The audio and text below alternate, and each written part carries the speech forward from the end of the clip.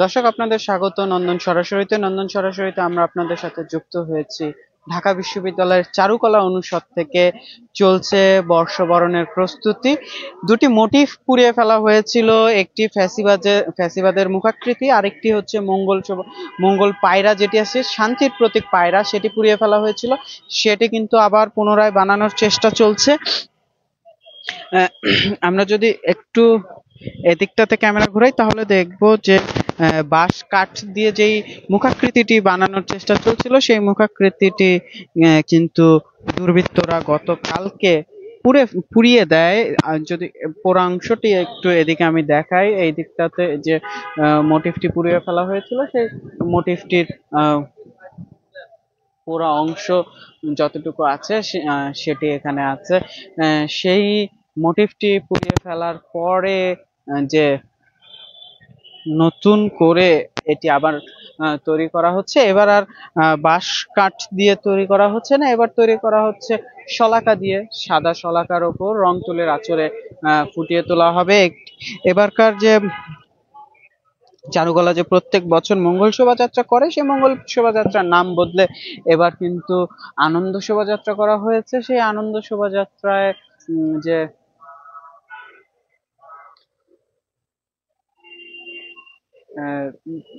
আনন্দ শোভাযাত্রার অন্যতম একটি বড় অংশ ছিল যে ফ্যাসিবাদের মোটিভ, যে মোটিভটিতে একজন দৈত্যাকার একটি চেহারা, যার রক্ত লাল মুখ, দাঁতে রক্ত লেগে আছে, বড় বড় দাঁত, এমন একটি মোটিভ তৈরি করা হয়েছিল। পরবর্তীতে গতকালকে সকাল 5টার পরে, ফজরের আজানের পরে, নামাজের পরে সেই মোটিভটি পুড়িয়ে ফেলে কিছু দুর্বৃত্ত। সে বিষয়ে এখনো তদন্ত করছে পুলিশ। দুর্বৃত্তরা সেই মোটিভটি পুড়িয়ে ফেলার পরে আবার আজকে নতুন করে সেই মোটিভটি তৈরি করছে চারুকলার শিক্ষার্থীরা। পাশে কিন্তু যে শান্তির প্রতীক পায়রা, সেই পায়রার মোটিভটি বানানো হয়ে গেছে। সেটি এই মুহূর্তে শেষ মুহূর্তের যে রং, সেই রঙের কাজ চলছে বলা যায়। আর এ পাশে সেটি কিন্তু বাঁশ কাঠ দিয়েই তৈরি করা হয়েছে।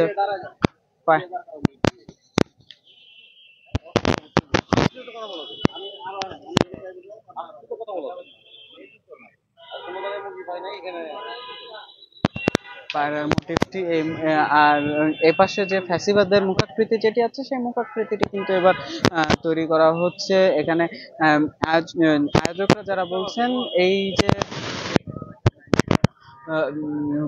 বাঙালির দীর্ঘদিনের সংস্কৃতি আনন্দ শোভাযাত্রা বা মঙ্গল শোভাযাত্রা, যে নামেই ডাকি, সেই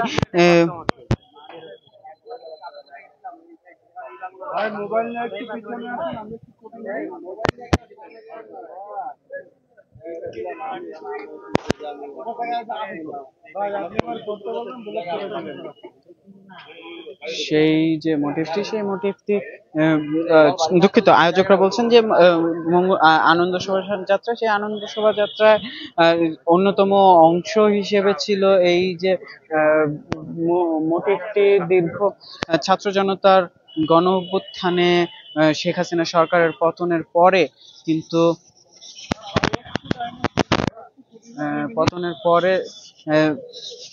এই প্রথম কোনো পহেলা বৈশাখ বা আনন্দ শোভাযাত্রা দেখবে বাংলাদেশে। আনন্দ শোভাযাত্রায় অন্যতম বড় আকর্ষণ ছিল এই মোটিভটি। সাধারণ মানুষের মধ্যেও কিন্তু এই মোটিভটি নিয়ে বেশ আগ্রহ ছিল, উৎসাহ ছিল।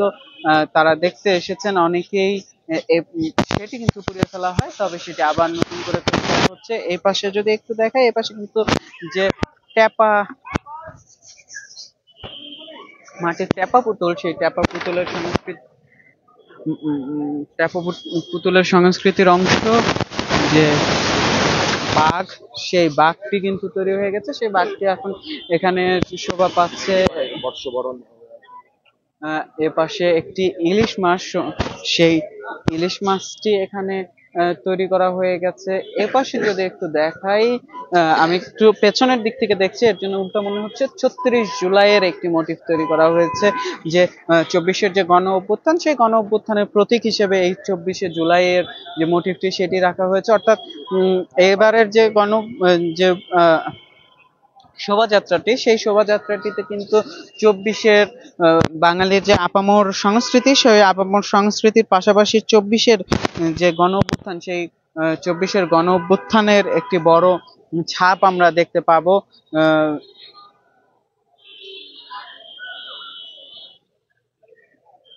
আর এই যে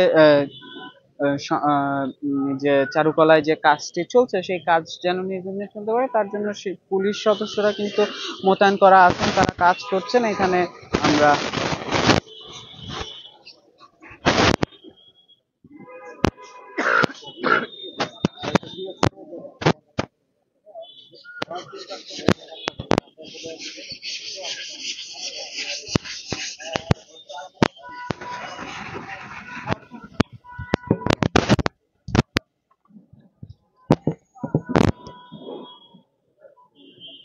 এখানে আমরা দেখছি যে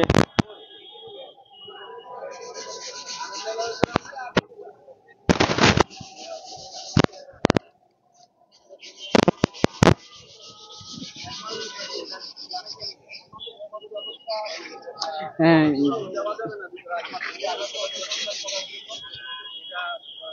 সহযোগ হয়েছে আমরা মনে করি। এটা এটা তো এটা আমাদের নিজস্ব কিছু না, এটা হলো সমগ্র জাতির।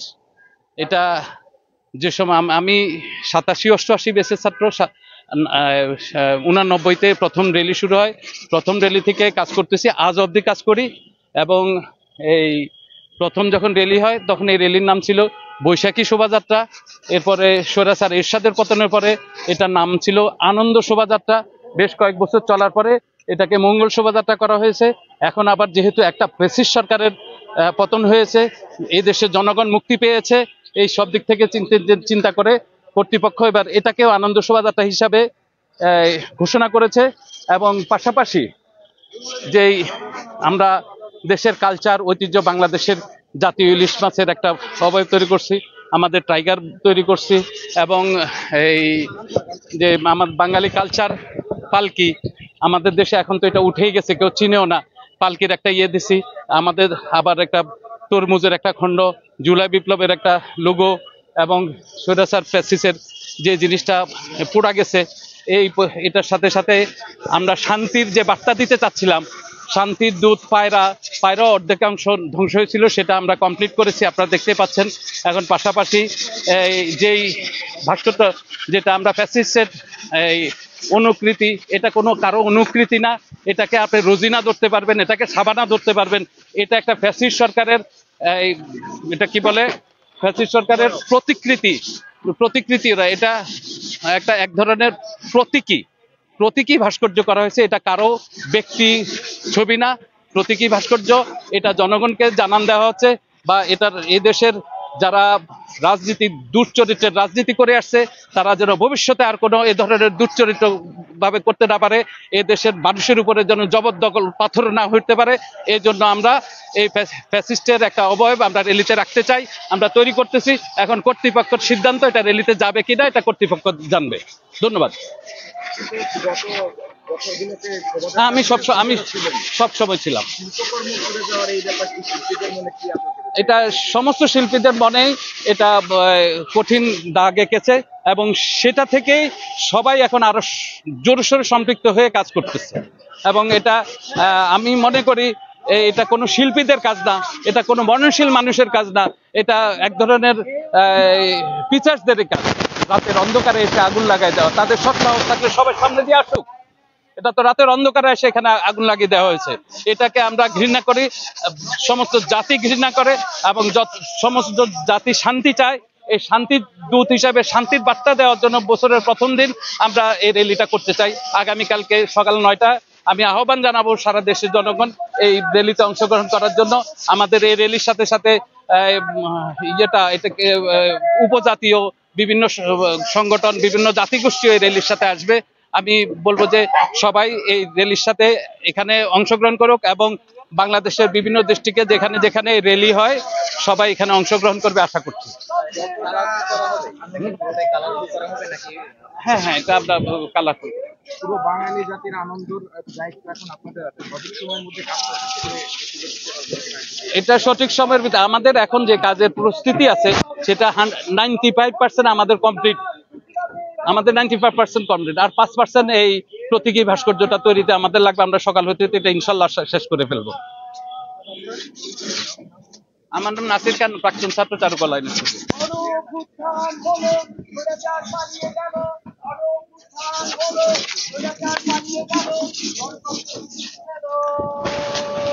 যেমনটা আমরা কথা বলছিলাম একজন এই চারুকলা অনুষদের সাবেক শিক্ষার্থীর সাথে, জানাচ্ছিলেন যে যে মোটিভটি পুড়িয়ে ফেলা হয়েছে সেটি নতুন করে তৈরির বিষয়ে এবং এই আয়োজনের সার্বিক পরিস্থিতি তার কাছে কেমন লাগে সেটি জানাচ্ছিলেন। এতক্ষণ